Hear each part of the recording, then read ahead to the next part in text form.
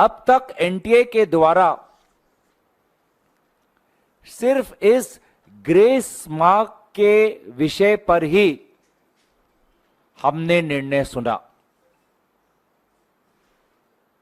लेकिन जो एक बड़ा स्कैम हुआ है,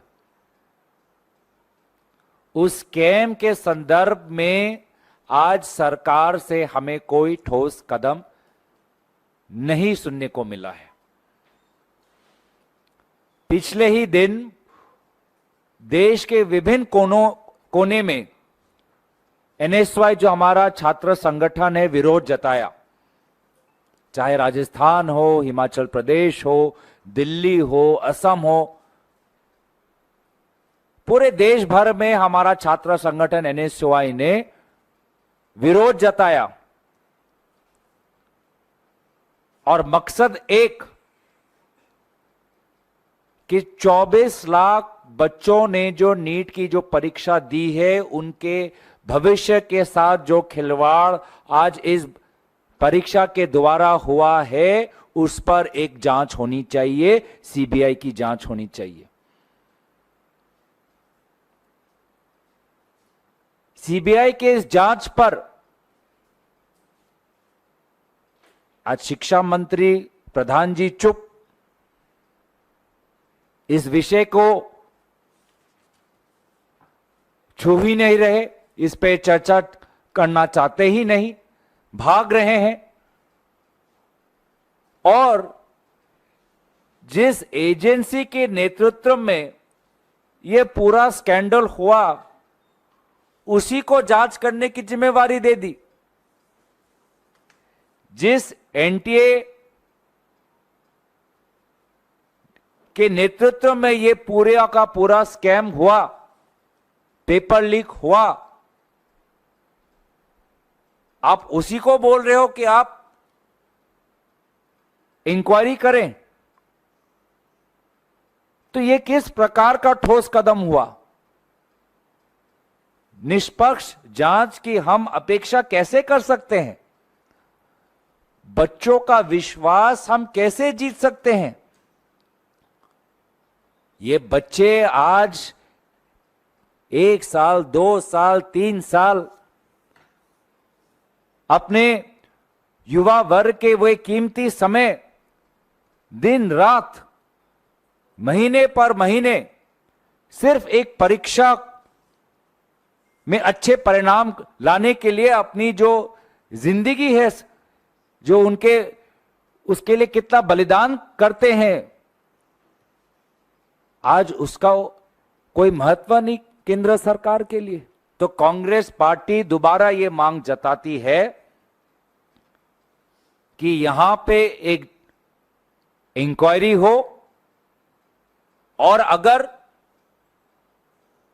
केंद्र सरकार सीबीआई इंक्वायरी नहीं चाहती, क्योंकि इनसे तो हमने 10 साल कितने सीबीआई इंक्वायरी मांगे, कभी भी इन्होंने हमारी बात सुनी नहीं, तो सुप्रीम कोर्ट मॉनिटर्ड एक इन्वेस्टिगेशन हो।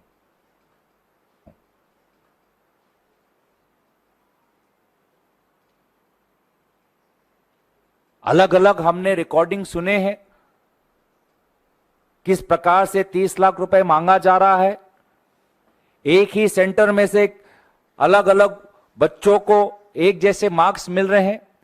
लगभग 67 स्टूडेंट्स को पहला रैंक मिला है, कोई 719, कोई 718। जो मार्क्स, जो फॉर्मूला बनाया है एनटीए ने, ऐसे मार्क्स आ ही नहीं सकते।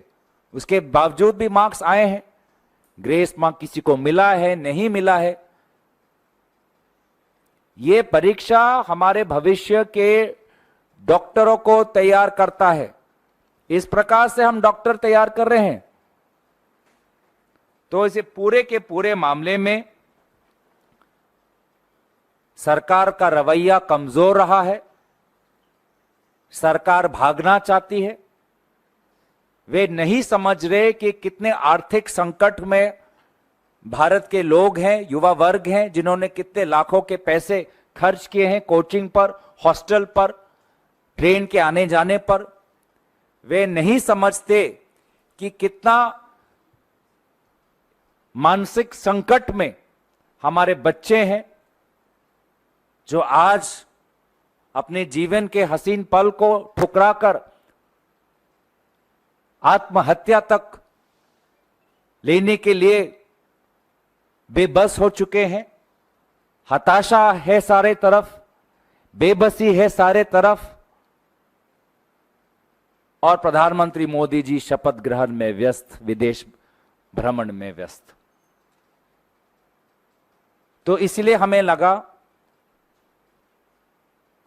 कि देश को हम बताएं कि आपने हमें चुना है देश के मुद्दों को उठाने के लिए, आपने हमें चुना है लोकतंत्र को जीवित रखने के लिए। विपक्ष का यही काम है कि जब जब सरकार अपने जिम्मेवारी से भागती है तो सरकार के कान को पकड़कर लोगों के प्रति संवेदनशील होना, लोगों के प्रति जिम्मेवार होना, ये उनका दायित्व है, कर्तव्य है, राजधर्म है। और अगर वे अपना राजधर्म भूल चुके हैं तो इस बार इंडिया गठबंधन के जो हमारे संख्या बल है, हम उनको भूलने नहीं देंगे। हम सदन का इंतजार कर रहे हैं। सदन के अंदर भी हम हमारे 24 लाख भारतीय युवा नागरिकों की आवाज हम उठाएंगे और नीट के परीक्षा को लेकर भारत में जो आक्रोश है, उस आक्रोश की गूंज आपको सदन के अंदर भी सुनाई देगी।